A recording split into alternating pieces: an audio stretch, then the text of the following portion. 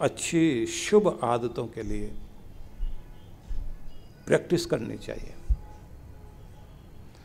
अच्छी आदतों को चुने पहले कि ये मेरी ज़िंदगी में आनी चाहिए। जैसे आप सुबह उठने का नियम बनाएं,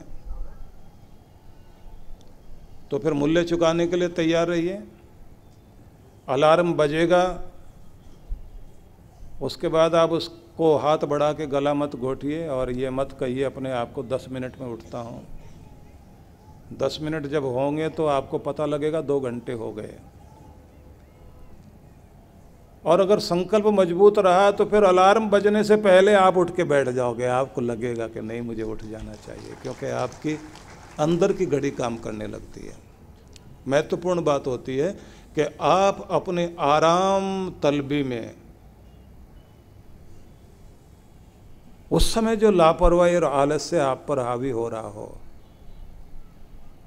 अपने संकल्प के साथ लात मारकर उस कंबल को फेंकने की चेष्टा करिए जो आपको बाहर निकलने नहीं दे रहा, और निकलिए बाहर और सैर करने के लिए चल पड़िए। आपका नया दिन शुरू हो जाएगा, नई जिंदगी शुरू हो जाएगी, क्योंकि आप कुशलता की तरफ, अच्छी आदतों की तरफ चल पड़े हैं।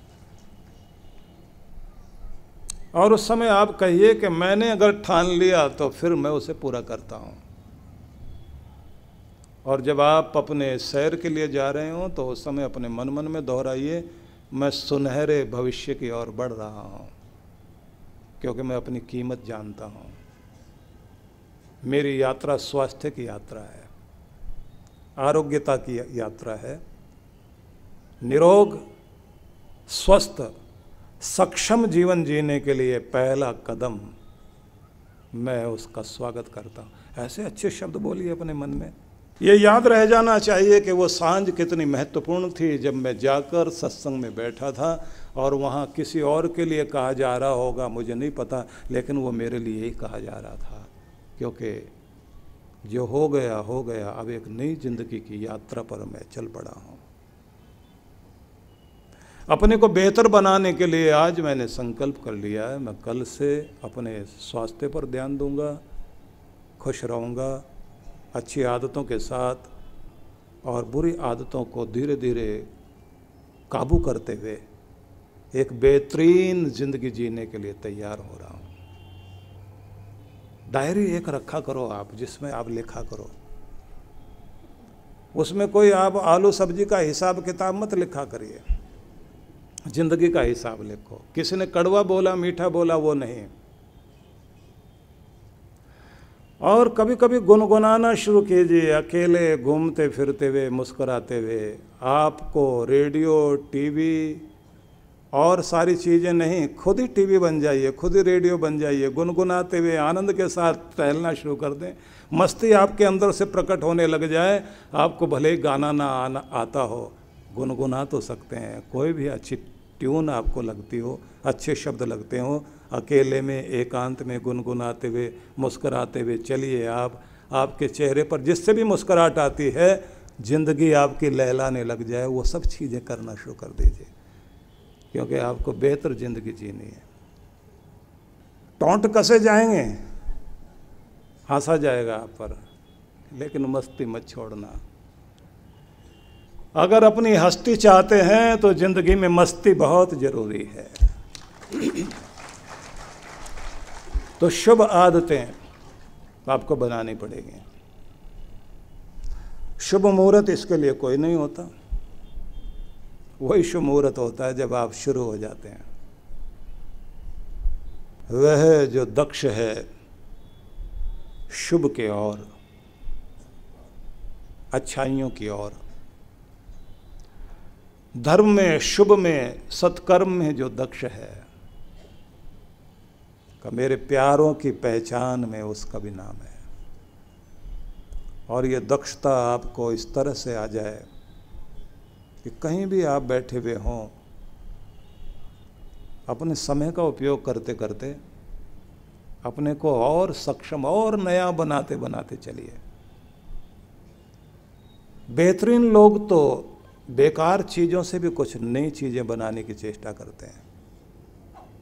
और बेहतरीन लोगों की एक आदत होती है, दुनिया के किसी भी कोने में चले जाएं, वहाँ से कुछ भी अच्छी चीज़ मिलती हो, सीखने को कुछ मिलता हो, वो सीखते हैं और किसी निंदा चुगली में अपनी रुचि नहीं लेते,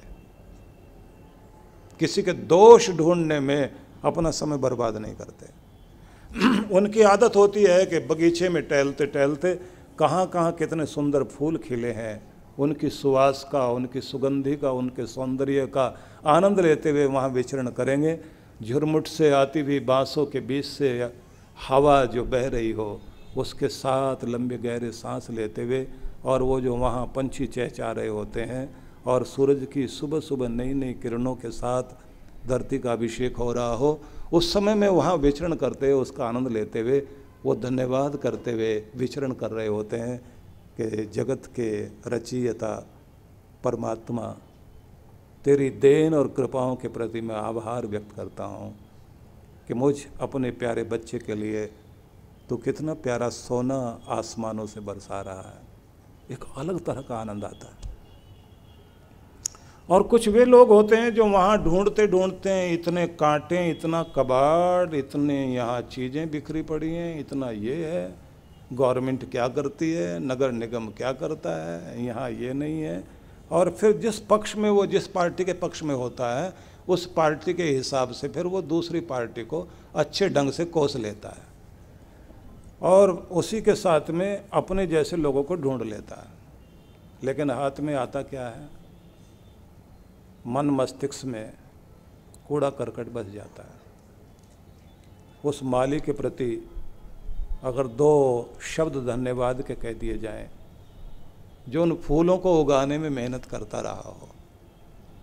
किसी सांझ में आप किसी पार्क के पास से सड़क पे टहलते हुए जा रहे हो और आपको रात की रानी की सुगंध आपके नासापुट में आ रही हो, और वो सांझ ऐसी रही हो कि जब बारिश से धरती भीगी हो, हवाओं में नमी हो, एक सुखद वातावरण का आनंद आपको मिला हो, तो जहाँ ऊपर वाले को धन्यवाद करना, वहाँ उसके लिए थैंक्स जरूर कर देना जिसने वो रात की रानी महकाई है, जिसने अपना पसीने की बूंदें उसके जड़ों में गिराई हैं।